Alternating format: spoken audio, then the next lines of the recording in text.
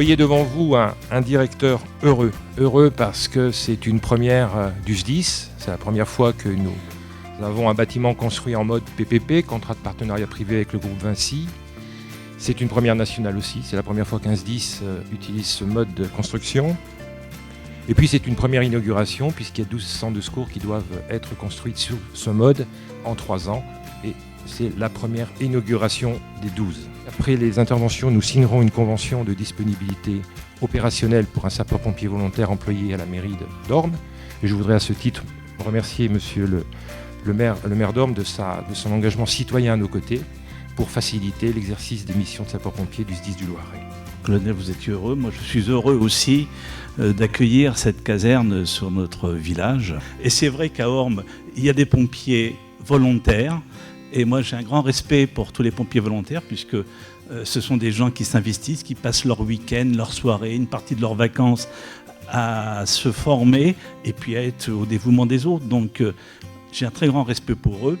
Alors, cette opération 12 CS en PPP, donc le colonel en a parlé, a permis de lancer la construction de 12 centres de secours en cas de vague sur 3 ans, donc ce qui est quand même une performance. Si on reprenait la loi MOP, il aurait fallu, on le disait à chaque fois, entre 15 et 20 ans pour faire aboutir ce projet de construction de 12 centres de secours. C'est pour nous un moment important de voir cette réalisation, parce que lorsque l'on a commencé et lorsque Marc Godet, à l'époque, a commencé avec vous, colonel, à réfléchir à la réimplantation, à la réorganisation, au regroupement, tout cela semblait lointain, semblait difficile, semblait pas inaccessible, mais enfin difficile à appréhender.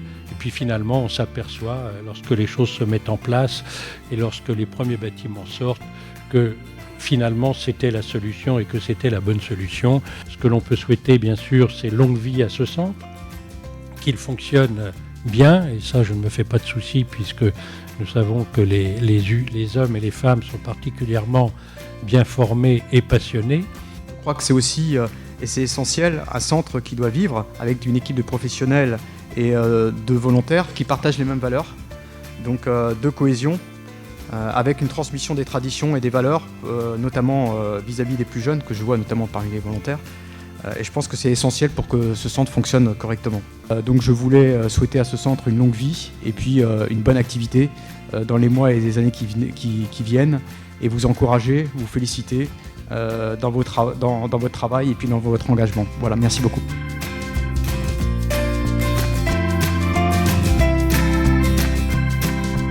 Je pense qu'aujourd'hui, ce centre est parti sur des bons rails, un bon fonctionnement, quelques réajustements au quotidien, mais on peut dire qu'aujourd'hui tout fonctionne normalement avec des services organisés comme dans un centre de secours principal.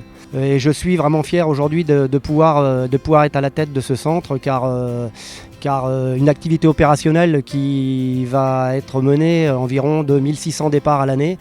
Donc c'est vrai que c'est pas une petite affaire, faut s'en occuper.